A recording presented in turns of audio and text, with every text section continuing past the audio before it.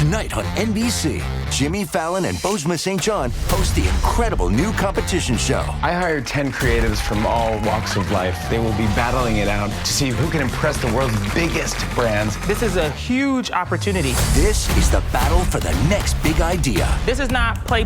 We're spending millions of dollars. I'm so excited to embark on this adventure with all of you. May the best idea win! On Brand with Jimmy Fallon, tonight on NBC. Wish you could become a morning person? You know the type, up before the sun, early morning runs, first one to the office with donuts and a smile. How do they do it? Easy. With the new Galaxy Watch 8, sleep tracking and personalized insights from Samsung Health help you improve so you can wake up to a whole new you. One who, dare I say it, skips the snooze? It's possible. Train your sleep with Galaxy Watch 8. Learn more at Samsung.com. Requires compatible Samsung Galaxy phone, Samsung Health app, and Samsung account.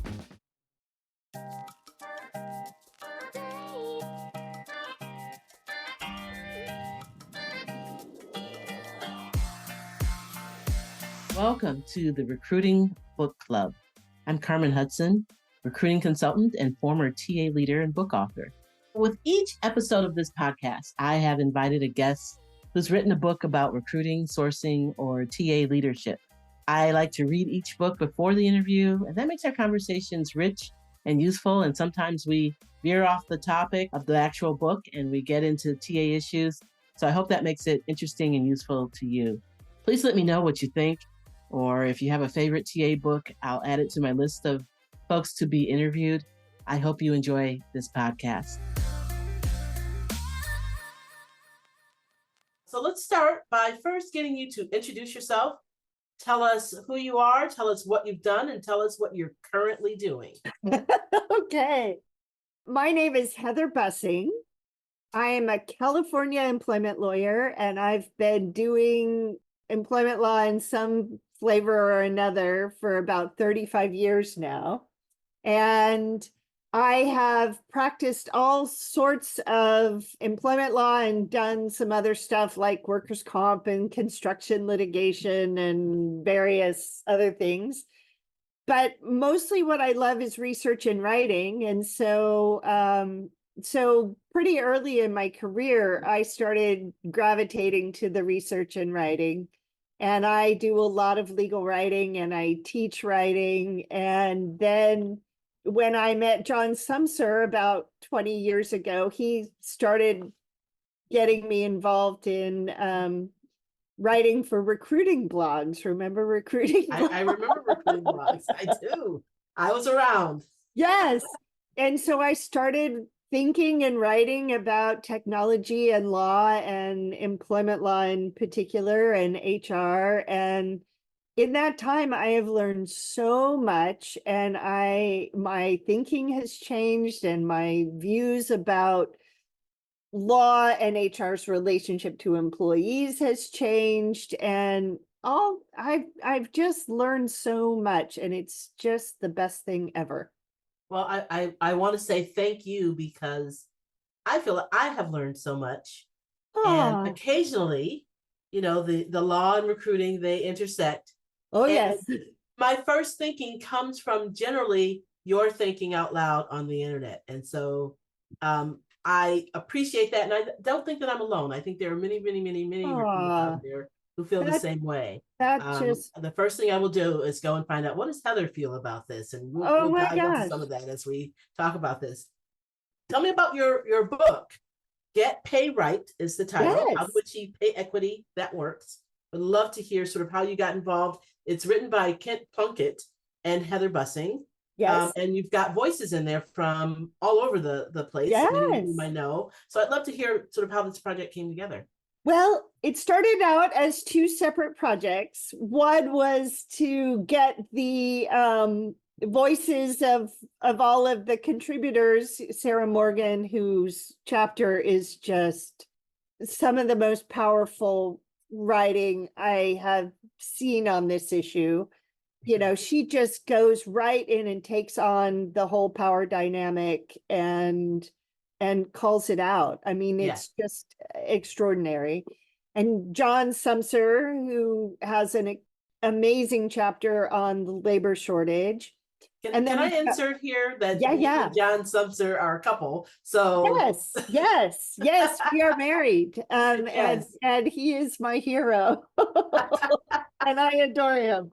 He's also an amazing writer and thinker. 100%. And then there are really great and interesting research from Madeline Lorano and George LaRock. And then Steve Bowes weighs in on sort of the context of pay equity and HR tech. And Trish McFarland has a nice piece on talking about money. And we had an abundance of amazing material. And then I also had done a white paper and some blog posts, and Kent Plunkett had developed this pay equity framework. So we started collecting all of the material we had, and then I wove it together. That's awesome. And that was an amazing, sort of design and organization of information and editing. It's like, how do I make all of this stuff That's actually the hard part of all of make this sense? is the Yeah. editing. Tell me this. So I did a quick search, but I don't think there's anything out there that exists in this approachable format. So what I loved about this is that as a recruiter, I'm not a lawyer. You didn't overwhelm me with case citations and lawyer speak and all of that. It was really easy for me to dig into and apply it to would impact the way that I work. Oh, Is that yay. an intentional choice or? Absolutely. Absolutely. It was by design, set up in manageable bite-sized pieces where you could dip in and out and actually find things. This is the kind of book that is a resource rather than something you sit down to, learn in one fell swoop. And that's what we wanted it to be. It's a resource, but I also think it's important for any senior recruiter who may find themselves coming up on some of these issues around pay equity and other kinds of issues. And I think it's important for recruiting leaders to dive into and have as a resource, but also they should know sort of the general knowledge that sits inside of this. So I was very excited to talk to you, and I've got a whole list of questions here, so I'm gonna just dive right in. Okay. And if my question's off base or you need to go in a different direction, feel free to do that. I think we'll have enough time to get through at least half my questions, so we'll try to do that. Just tell me when you want to be done. All right. So early in the book, you talk about this concept of comparison. So tell me a little bit more about this. I always talk to recruiters about comparing candidates to the position versus comparing them to each other. But you talk about how eventually both of those things will happen. And as you're thinking about how to compensate, how do you take this into account? And, I have my, it's only right to compare the candidate to the position. But I don't think that kind of plays as well as you start talking about compensation. Yeah, well, the concept of pay equity is equal pay for equal work. And so what you have to do is you have to start with the work and figure out if the work compares and has the same general value. And if it doesn't, if these people are not doing similar or comparable work, then you don't have to worry about pay equity. Pay equity is about people who are doing similar or comparable work. And it doesn't have to be the exact same work because there is no such thing. Just in modern corporate America, no two jobs are exactly the same. Yeah. Right. But what happens is when people sit down to look at pay equity, they generally compare job titles. Mm. But those job titles are usually designed based on pay range. So when you compare the work based on job titles, you're actually comparing the pay with the pay, which won't help you. But the good news is that when you do that, the results are always great. Look, the people Okay, you're gonna have to unpack a little bit of that. So I'll give you an example. A title like project manager. Right. So that exists all over, a modern company in many different ways. And these people are paid in different ways. If they're a technical project manager, it may look different than a project manager who sits inside of the marketing department. Right. How do you unpack all of that? You look at what they actually do. So effort, skills, responsibility, and work conditions. And work conditions really come up more in like hazard pay or sometimes with geographical differences when you've got an organization that has people in California where it's very expensive to live versus Kansas where it's less expensive. So we will dive into that in a bit because I have some questions around that. Yeah, I think that is really the next area where we're really going to have to do some work to figure things out a little bit. I agree. I agree. But really, the first thing is comparing the work. And then you run it through a statistical analysis to figure out where people are on the pay range for similar work and whether the outliers who are paid less or paid more, whether that's statistically correlated to race or gender. If it is, then that's your danger, Will Robinson, danger. And then you go in and say, okay, why are these people paid differently? Is there a good business reason? Right. Or is this potential discrimination? Right. If it's a good business reason, then it's an okay thing. And there are lots of good reasons to pay someone more who may have the same title. For example, they do harder work and they have more experience and the level of challenge. And so you may have to go back and look, well, is this really comparable work? So it's a back and forth between what is the work and who are the people. Also, early on, you mentioned the Plunkett Pay Equity Framework. And I have to apologize because I meant to go and look that up online and I didn't do that. Tell me a little bit more about it and why you decided to use it. I think you said you decided to use this as a basis for the conversation.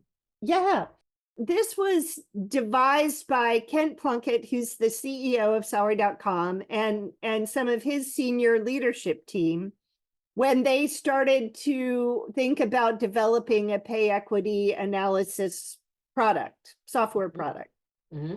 And what they realized was that they needed a way to understand the work and be able to compare the work. So what they actually did is they went back, they put that on hold and created a product called Job Architect, which helps you describe the work in words that you can actually compare the work based on the effort, skills, and responsibility. And so you can do it without the job titles. You're actually looking at work. And that's also sort of the framework for creating a skills taxonomy within that. So they're it was like, okay, now how do we describe pay equity? And Kent is a business guy and, he's always thinking about the market. And so it's like, okay, we have the people and we have the organization and internal equity, and we should also add in where does this fit in the market? So what are my benchmarks? What's going on out there? Because I've got to compete. It's not enough for me to have internal pay equity. That's key.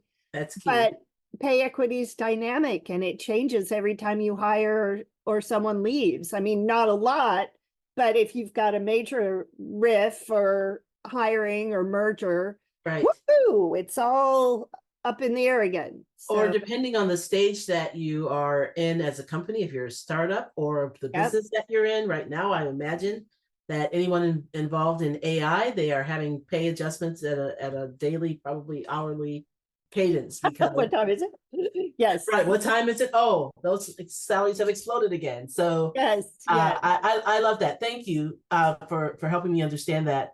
And so tell me, of the Fortune 1000, how many companies are using something like this, if not the Plunkett, some other way of actually looking at their compensation philosophy in a holistic way? Hey, I'm Katie Van Horn. And I'm Jackie Clayton. We're your hosts of the Inclusive AF podcast, where we take on DEI, leadership, and HR without all the corporate fluff. That's right. We've got decades of experience, a lot of opinions, and zero tolerance for performative anything. Every week, we dig into what it really takes to build inclusive workplaces with honesty, strategy, and a few side eyes. We'll talk about the tough stuff, power dynamics, privilege, what's broken in the system, and how we can all do better. And don't worry, it's not all heavy. We bring receipts, laughs, and real talk from people actually doing the work. Think of it as your weekly dose of truth, tips, and a little tea to help you lead with intention and show up for your people. So if you're ready to push past the buzzwords and get into the actual work of inclusion, you're in the right place. So subscribe to the Inclusive AF podcast. New episodes drop every week. Catch us on Spotify, Apple, or wherever you get your podcasts. We'll be here breaking it down one inclusive convo at a time. Finding a great career has always been a challenge. But today, with the massive changes underway in just about every sector of the economy, in just about every country in the world, finding a great new career is even more challenging. And if you're a student, recent graduate, or someone else early in their career, it's even harder for you because you just don't have the experience that those who might be 10, 20, 30 years older than you have. The answer? The podcast. From dorms to desks. A podcast by College Recruiter job search site, where every week we take a deep dive into a topic specifically of interest to candidates who are early in their careers and looking for a great part-time, seasonal, internship, or other entry-level job. I think they're starting to figure it out. I think a lot of things have changed starting with the pandemic. So where and how we work has shifted dramatically. People's attitudes toward work have changed. Mm-hmm. You know, when you realize that you're not willing to die for your employer, it turns out there's a lot of other things you're not willing to do either. Right. And so, you know, we have right-sized work in our lives, and there's a cultural shift going on. Right. So I think all of these factors play into that. It's hard to know. It probably leads directly into my next question, which is these recent pay transparency laws, which we have here in Washington State, which you have in California and Colorado, and there are a few other states. I'm really curious about where that sort of originated and how it's going. Like, where do you see that happening? Do you see us all as a country, as 50 states operating under these pay transparency laws? And maybe you can explain this as well. Well, you know, the government has done this successfully forever, right?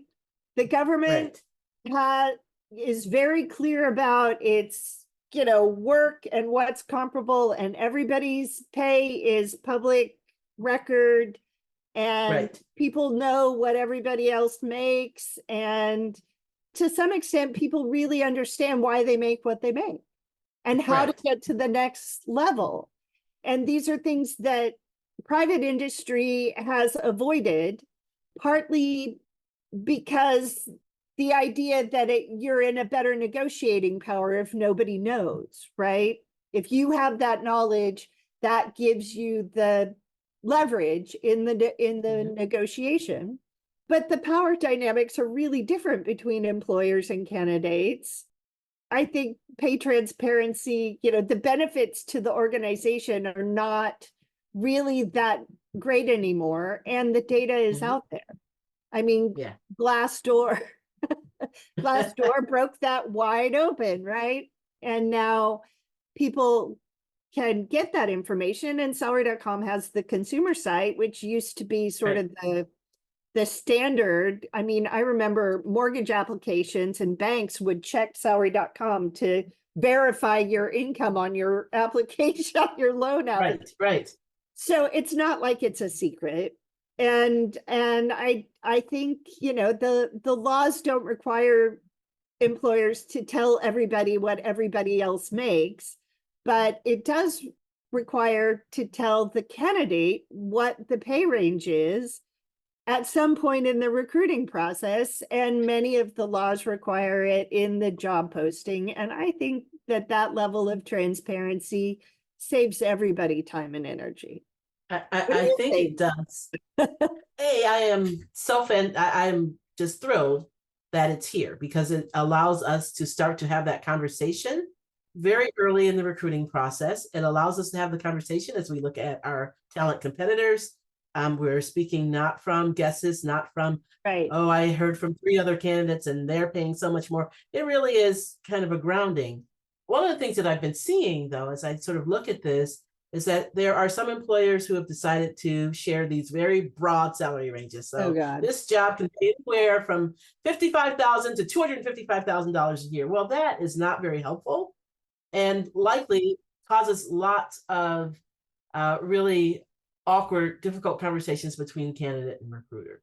Well, I bet. But also, what does it tell you about the company? It tells you that they're kind of weaselly. Right. You know, that they want to take advantage and that they're going to hide the ball. Yeah. And it's like, why would you do that if you need people? Right. Why would you do that? I think you're absolutely right. I think it will eventually work itself out. How fast do you think this is coming to the rest of the country? Fast. The pay transparency, I think 19 states enacted pay transparency laws in the last 12 months. Yeah. And pay reporting is the next thing. 3 states have already mandated pay reporting on the EEO-1 to state regulators. And the EEOC has said that they're going to revive that requirement. It was in effect for about 27 minutes under the Trump administration, and then it was abolished. And so they're going to bring that back. And of course, that depends on what happens in the election, because we know what Trump administration does with this. But exactly. So I think we're going to see more pay reporting on a federal and state levels. And I would like to see safe harbors, which is a period of time when someone makes a claim that I'm not being paid fairly and it's because of my gender or race. You have a chance to analyze it and fix it. And so you get a get out of jail free card for a certain amount of time by showing you're doing regular pay equity audits, you have a plan and reserves to address them, and you are addressing them. It doesn't have to be fixed across the board, but you have to show that you're on top of it and you're doing something. Because I like that. What if we solve the problem for people instead of fought in the courts creating about litigation? You know, it's like you can penalize companies. Sure, great, okay, fine.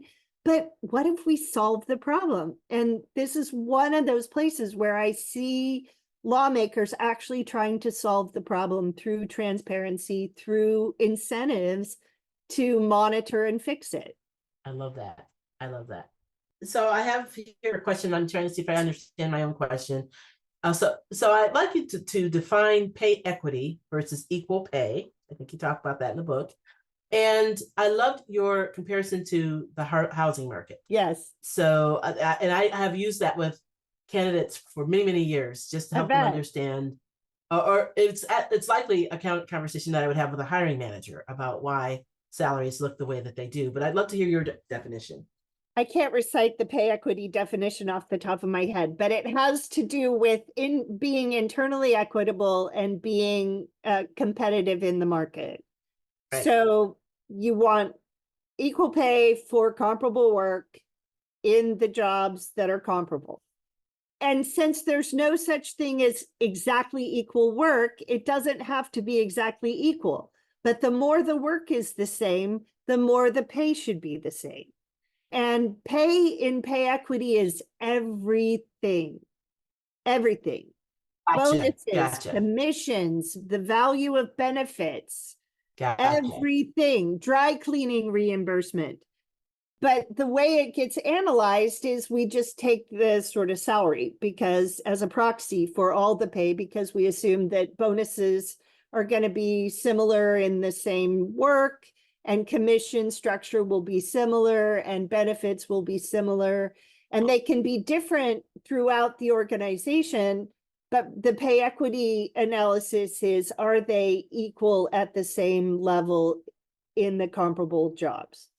Gotcha. Okay, that makes sense. And then just in conversations with hiring managers, helping them understand that we may find ourselves offering more to a new employee simply because the market has transitioned from what it was before. Right. And so, even though I live on the block and all of our houses look the same, I might pay a little bit more if I were to buy a house on this block this year versus last year. And so, Exactly. and I always found that discussion very useful to have with managers because managers, they really wanted to hold on to this idea of fair play. And I paid this person this amount, but in order to compete for a new person at this time in the market, you're going to have to pay more. And that always became a difficult conversation. And sometimes things would, in technology especially, they would accelerate such that we were paying new employees more than we were paying the managers simply because things had accelerated. Right. Well, and that's where pay equity analysis comes in as well, because you're going to end up with wage compression where you're going to start losing your senior people because they're not being paid at market and all they can go across the street and make a lot more for the exact same work. And so if you want to stay competitive, you've got to stay on top of what's going on in the market. How often would you recommend that companies do this? I recommend it every quarter. Run the analysis every quarter, and anytime that you have major shifts going on in your hiring or attrition. So mergers, acquisitions, layoffs, starting a new department and adding a whole bunch of people, moving people around in major ways, reorganizations. Anytime the work is changing for people, you need to evaluate the pay. As a recruiter, this happens all the time. We've got two candidates and they're expected to perform the same job. The work will not change. We've got one candidate who doesn't have all the skills, but they're fantastic. They have some of the attributes that perhaps we're looking for, and we can see them in our organization. Candidate two has all the skills. They've done this work before. They're highly qualified to do the job. Should they be paid the same because they will perform the same job? Should they be paid differently because candidate two has the skills already existing? But candidate one, they're going to be doing the same job. So they might have the argument that why wouldn't I be paid the same to do the same job? How do you make that decision? It is a range, right? And there are lots of factors, both sort of objective and subjective, that are legitimate business factors, including I like this person. I think I want to hire this person because I'm not happy with that. And I hear that from managers, right? Right. And that's an okay thing to do. That's an okay thing to do. But when you're looking at pay, you have to look at the work. So assuming the work is equal, okay, great. Then if someone has better qualifications and experience, and that's a legitimate business reason to pay them a little more. Because so you're saying it should be based on the person and what they're bringing to the organization, not based on the role and what it should be a combination. You look first at the role. They should both be in the same pay range because they're both in the same role. But candidate two has more experience, and so you can pay them at the higher end of the range than candidate one who has less experience, but is still going to do a great job. Okay. I think I can get with that. I think I can settle that in my mind. I think it makes sense because candidate two will be able to hit the ground running. At least theoretically, they should be able to perform faster. So there might be some additional pay that should be given for them. Qualify for a higher paid role at a different organization. And so you're competing, right? So many factors that we have to think about as we are creating this. And I'm not sure that we always do the most in-depth thinking about this. No, So we don't. We really don't. It's like we're usually trying to make it as easy as we can without thinking about it at all. Right. And it's one rec at a time. And what do I need to do to get this person in the door? And I understand. And that's not a bad thing from a recruiting perspective, but from an organizational, legal HR perspective, you have to know what the outcomes are looking like and whether people are being paid fairly and whether you're still competitive or are going to need to raise pay, because that affects the bottom line and budget and planning and all the things. It's so funny. I encountered this very question years and years ago. I was a baby recruiter, and I was working with a hiring manager, and he's like, we can't get the talent that we need because we're not paying. We have this title that exists in the market, but what we're doing, I was working for Amazon, is so much more and so much bigger, and it doesn't compare to the title that is sitting inside of all of our, pay surveys or whatever. We need to do the work to figure out how do we get these people paid correctly. And it was sort of an undertaking. It was definitely an undertaking for me as a junior recruiter, but we managed to get it right in order to recruit the right set of people. I would love to know a little bit more about pay equity audits. Can they work inside of any size organization? Sarah Morgan goes deeply into this, and she talks a little bit about the power dynamics that kind of get us to the place that we're in and how certain people are being addressed in a more equitable way than others. And is it possible to sort of get this in alignment? I think so. I don't want to go into politics, but no, that's where, yeah. Hey, business owners, we know you know the importance of maximizing every dollar. With the Delta SkyMiles Reserve Business American Express card, you can make your expenses work just as hard as you. From afternoon coffee runs to stocking office supplies and even team dinners, you can earn miles on all your business expenses. Plus, you can earn 125,000 bonus miles for a limited time through October 29th. The Delta SkyMiles Reserve Business Card. If you travel, you know. Minimum spending requirements and terms apply. Offer ends October 29th, 2025. This episode is brought to you by Indeed. When your computer breaks, you don't wait for it to magically start working again. You fix the problem. So why wait to hire the people your company desperately needs? Use Indeed's sponsored jobs to hire top talent fast. And even better, you only pay for results. There's no need to wait. Speed up your hiring with a $75 sponsored job credit at Indeed.com/podcast. Terms and conditions apply. But here's the deal. What if you get the money right and expect the rest to follow, right? Because the money's not hard. The money is not hard. Doing this analysis is not hard. So if you have pay gaps, fix them. And then when the money is right, what happens? What is money a proxy for in an organization? It's a proxy for status. It's a proxy for equity. It's a proxy for worth. It's a proxy for, all of the things that we are up against when we're dealing with bias and discrimination.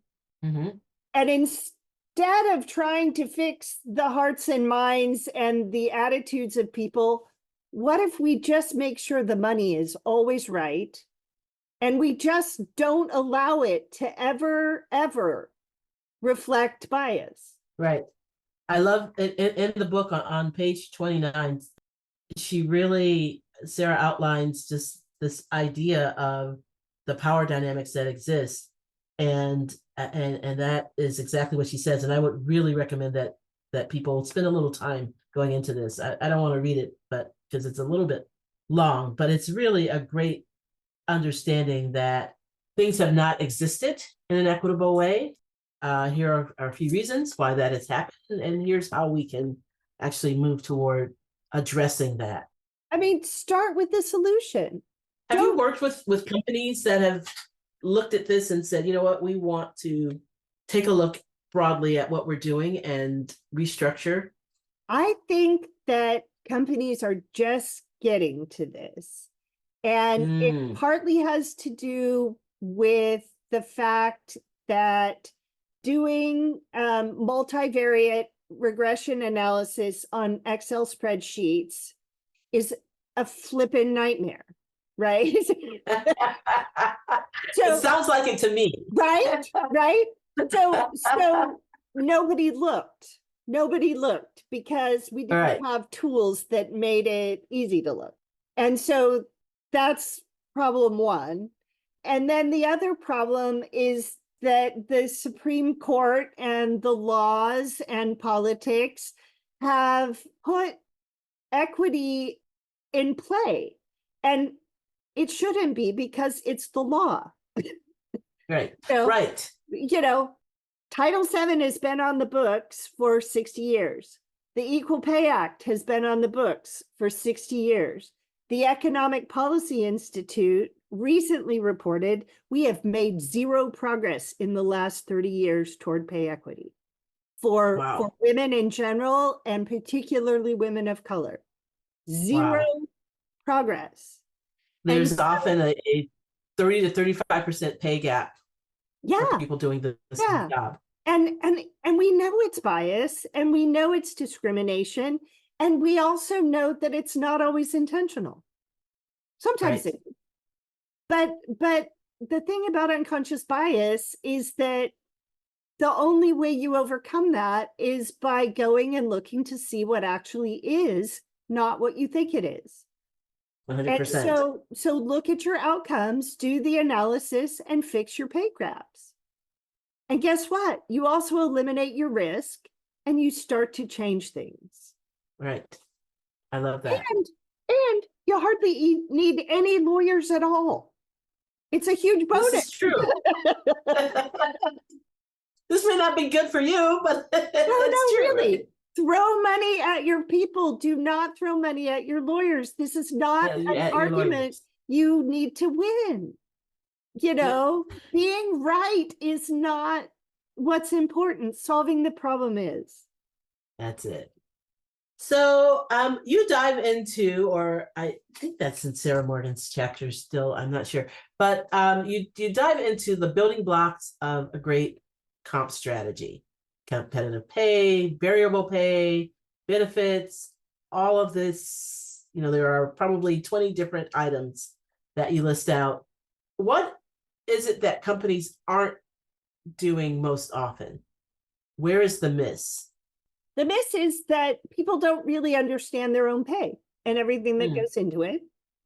So I think being, another aspect of transparency is internal transparency about total rewards. I mean, every company should do an annual statement to each employee saying, here's how much money you make, and here's the value of all of your benefits and your equity and your bonus and your commission and, your reimbursements for last year. This is how much money you got from us.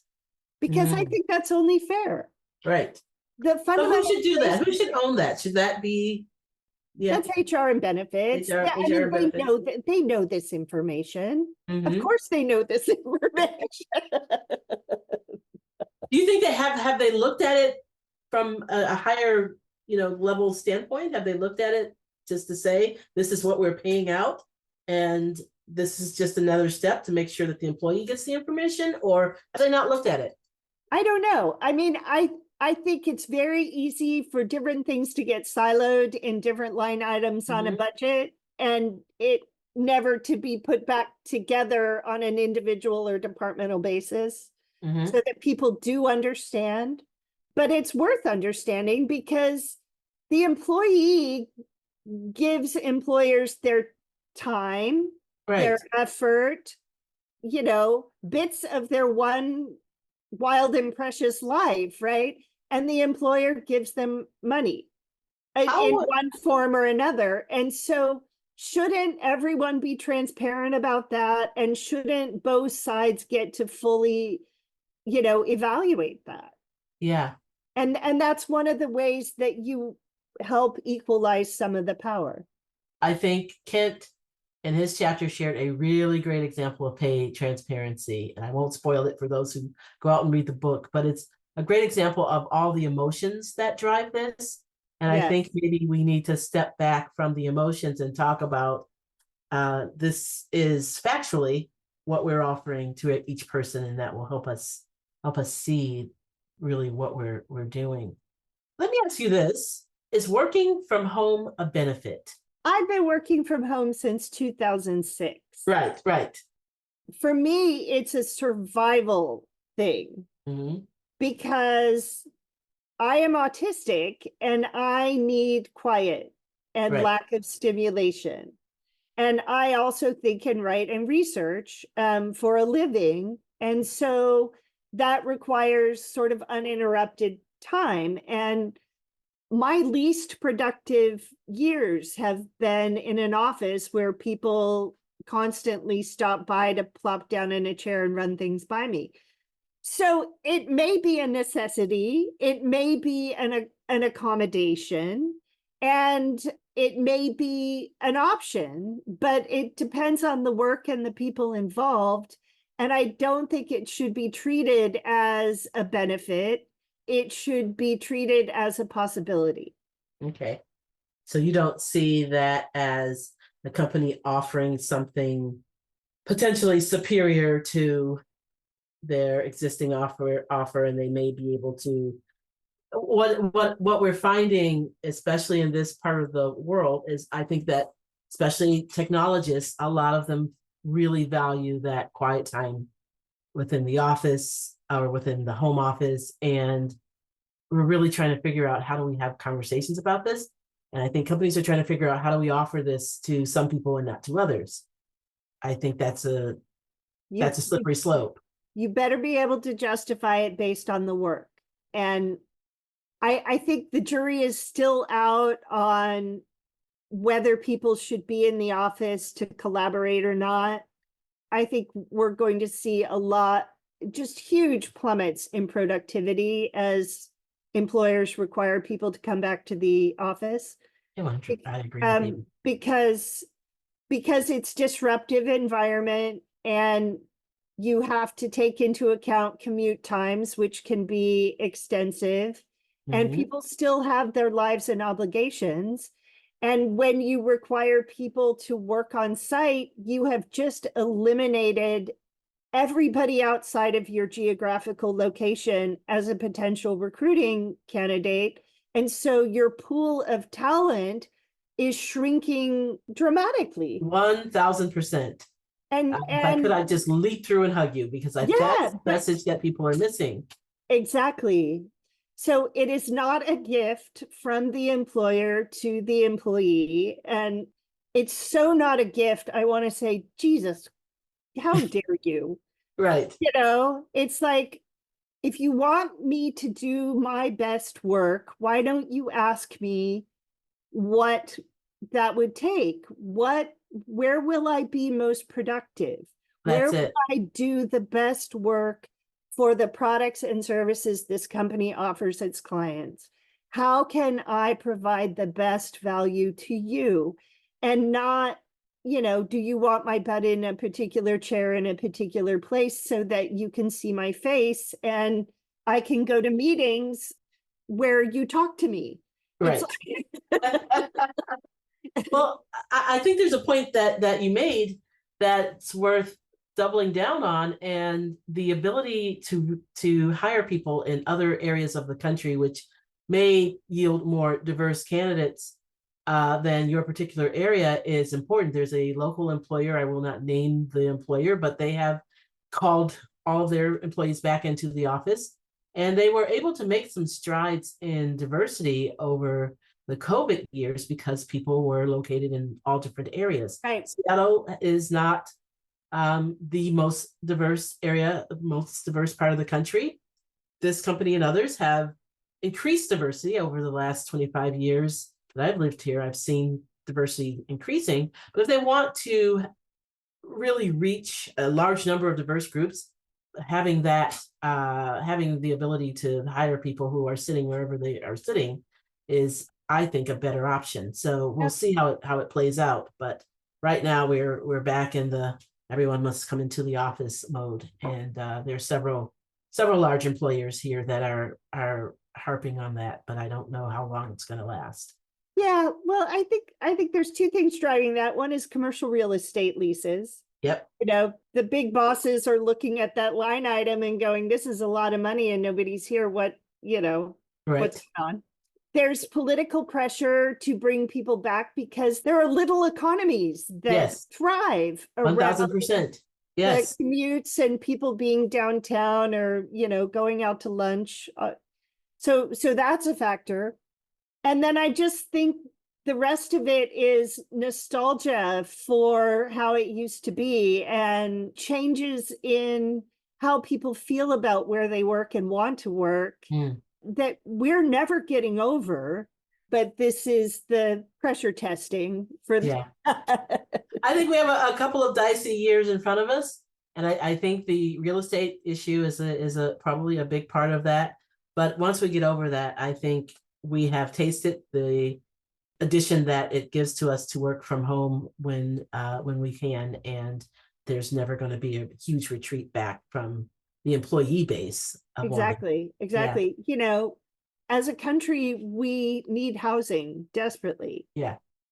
Change those offices into apartments, build those economies back. Yes. You know, and if you don't want to do that, open an on-site daycare. Yeah. I love this conversation. This is fantastic. I'm gonna stop there because yes. I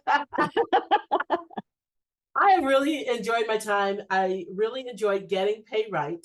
As a recruiter, it just helped me dive a little deeper and think a little bit more deeply about those issues around compensation. I think you've actually changed my mind about a few things. So I appreciate that.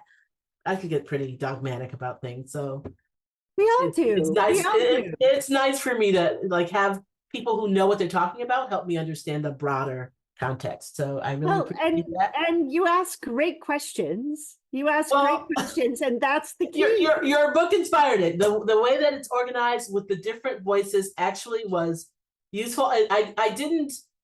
It's not like I noticed like this is a different voice, but I knew that each section was written from a different perspective, and that's great. That's fantastic. Hey, another argument for diversity. Another argument for diversity. That's it. Working from home. Yes. Well, thank you, Heather. The book is called Get Pay Right, How to Achieve Pay Equity That Works.